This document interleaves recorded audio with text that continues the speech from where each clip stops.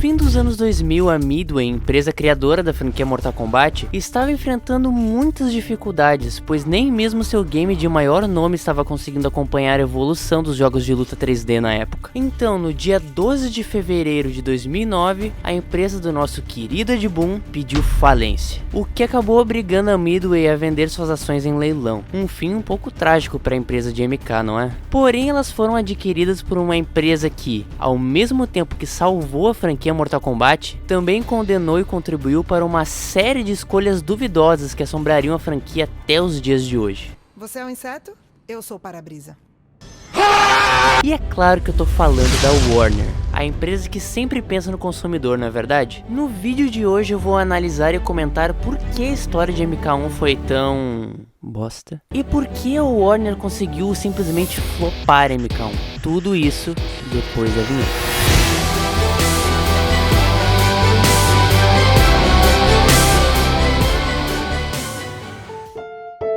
Antes que a retenção do vídeo caia, eu peço encarecidamente para que você curta e responda a pergunta que eu fiz aqui nos comentários. Agora bora pro vídeo. A história começa de um jeito bem despretensioso, nos mostrando um velho charlatão que à primeira vista eu até mesmo pensei que fosse o Shujinko. E após esse misterioso personagem ser literalmente desmascarado, nos é revelado que ele é na verdade o Shang Tsung. Pra ser sincero, tudo isso seria muito mais impactante se eles simplesmente não tivessem postado o primeiro capítulo do jogo completo no YouTube. Isso sim foi uma forma bem desesperada de fazer marketing. E bom, após tudo isso, uma figura misteriosa surge das sombras. Nesse momento eu só conseguia pensar em a crônica de novo? Sério isso? Porque pra mim, MK1 aparentemente deveria ser uma tentativa de consertar e abandonar os erros do passado da franquia, dando uma nova roupagem pros personagens clássicos, mas pra ser sincero, eu mal esperava que o jogo tava reservando pra mim. Que bom, após um prelúdio realmente bem misterioso, o jogo finalmente começa.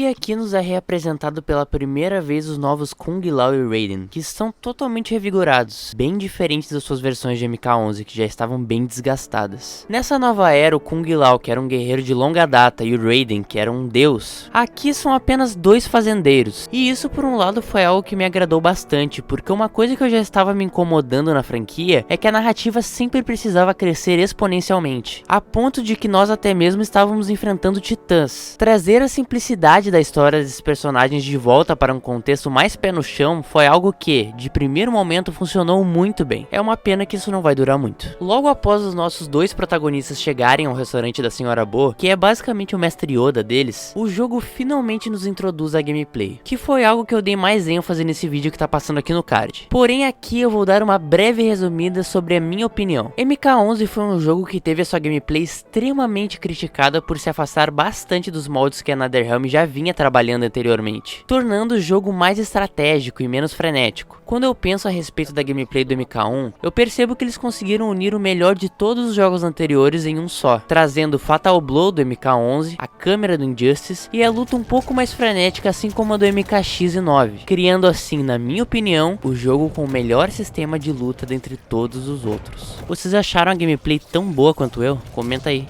Após uma luta amistosa, nós de uma vez por todas temos um pouco de ação, pois os Lin Kuei invadem o restaurante da Sra. Bo com até mesmo direito a descer a porrada na véia.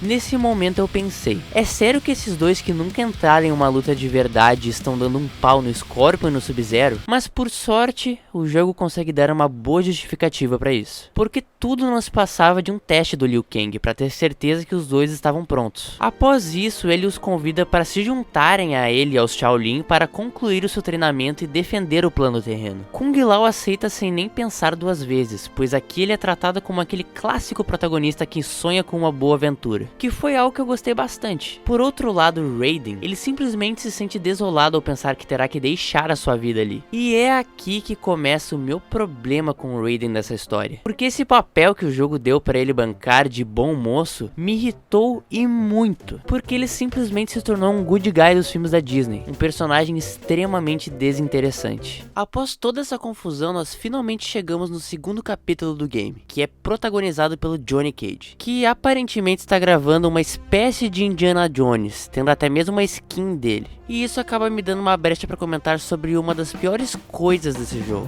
que são os cosméticos. Eu não estou falando da aparência deles, quanto a isso, a NetherRealm sempre fez um bom trabalho nas skins, mas sim quanto a como nós conseguimos obter eles. Porque esse traje de Indiana Jones do Johnny Cage simplesmente não é desbloqueado jogando o modo história, e muito menos naquela porcaria do modo invasão, e sim gastando essas moedinhas nessa porcaria de templo do dragão no jogo. Se tem algo que eu detesto é quando o jogo adiciona o fator sorte para obter as coisas, porque você simplesmente pode gastar 10 mil moedas e receber simplesmente uma arte conceitual, mas como a Warner é muito generosa, você ainda pode comprar a skin do Johnny Cage gastando dinheiro de verdade na loja do jogo. Assim você vai conseguir a skin que você quer de uma forma muito mais rápida, não é verdade? Na boa, esse é com certeza o Mortal Kombat com as piores práticas de monetização de todos os tempos. Me dói muito lembrar que eu paguei quase 500 reais para jogar esse jogo 5 dias antes. Voltando para a história, após o Johnny finalmente encerrar as gravações, nós temos uma breve conversa entre ele e a sua esposa.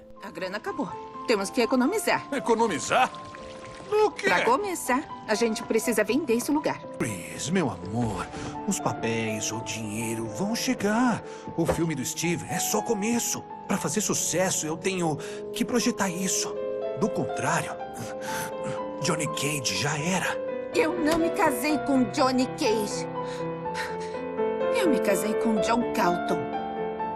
E faria de tudo pra ter ele de volta. Chris, qual é, Chris? Onde você tá indo? De verdade, esse foi um dos melhores capítulos do jogo, porque eles simplesmente conseguiram criar um drama muito bem construído pro Johnny Cage, além de trabalhar ainda mais a virada do personagem. Porque convenhamos, aquele Johnny Cage das forças especiais não tinha nada a ver com o Johnny Cage que nós conhecíamos. Bem, após toda essa DR, vos é introduzido o novo Kenshi dessa timeline, que invade a mansão Cage e diz que irá levar a espada Sento. E após o Kenshi tomar uma surra de um astro de Hollywood, alguém bate na porta. Mas que merda é essa? Boa noite, Johnny Cage.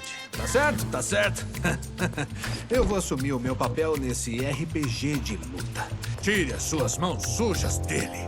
Eu falei pra tirar as mãos.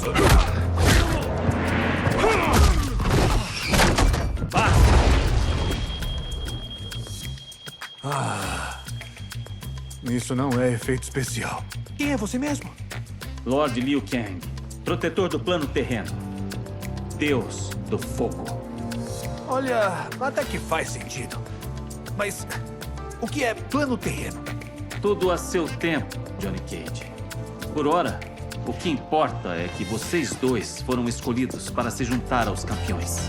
E depois de toda essa confusão, os personagens finalmente se reúnem para o treinamento do Liu Kang, o que nos leva para o terceiro capítulo do jogo, com o Raiden. E aqui nós temos uma espécie de mini torneio para decidir quem será o novo campeão do plano terreno para participar do, entre aspas, Mortal Kombat. Então, após o Raiden, que era um baita de um bundão, finalmente acessar o poder do protagonismo, ele consegue derrotar o Johnny Cage, o Kenshi e até mesmo o Kung Lao. E após vencer essas lutas amistosas, o nosso querido Liu Kang presenteia o Raiden com uma espécie de amuleto que dá para o usuário poderes elétricos, o que me faz questionar se isso não é uma trapaça, pois isso dá um poder absurdo pro Raiden, sem ele nem mesmo ter se esforçado para isso. Mas enfim, após tudo isso nós finalmente nos encaminhamos para a Exoterra, que aqui está completamente mudada, bem diferente daquele deserto sem vida da antiga linha do tempo. Gostaria de apresentar Johnny Cage, Kung Lao, Kenshi Takahashi e o campeão do plano terreno, Raiden. Espero que esteja preparado, Raiden. Após a Milena nos apresentar a Exoterra, nós finalmente somos introduzidos à personagem que mais me decepcionou nesse jogo.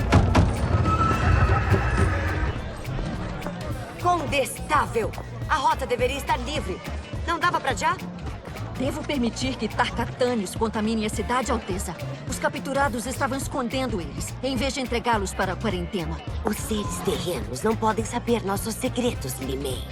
Quando eu joguei a beta de Mortal Kombat 1, a Li Mei foi a personagem mais estilosa e que mais se conectou comigo. Eu de verdade tinha muitas expectativas pra ela dentro da narrativa da história, mas infelizmente ela é apenas um pivô do roteiro. Basicamente só é útil quando um personagem de relevância interage com ela. E após tudo isso, nós finalmente somos introduzidos à nova Sindel. Pra ser sincero, a primeira vez que eu botei os olhos nela, eu pensei, não sei não, hein? Porque desde aquela fatídica DLC Aftermath, onde eles destruíram a honra da personagem, eu de verdade não imaginava que ela se tornaria uma pessoa boa nessa linha do tempo. E após o Raiden descer a porradaria na Li Mei e no Reiko, que são os personagens mais esquecíveis de todo o Mortal Kombat 1, ele finalmente enfrenta a Kitana. E após derrotá-la, ele solta essa pérola. Torço para nos reencontrarmos.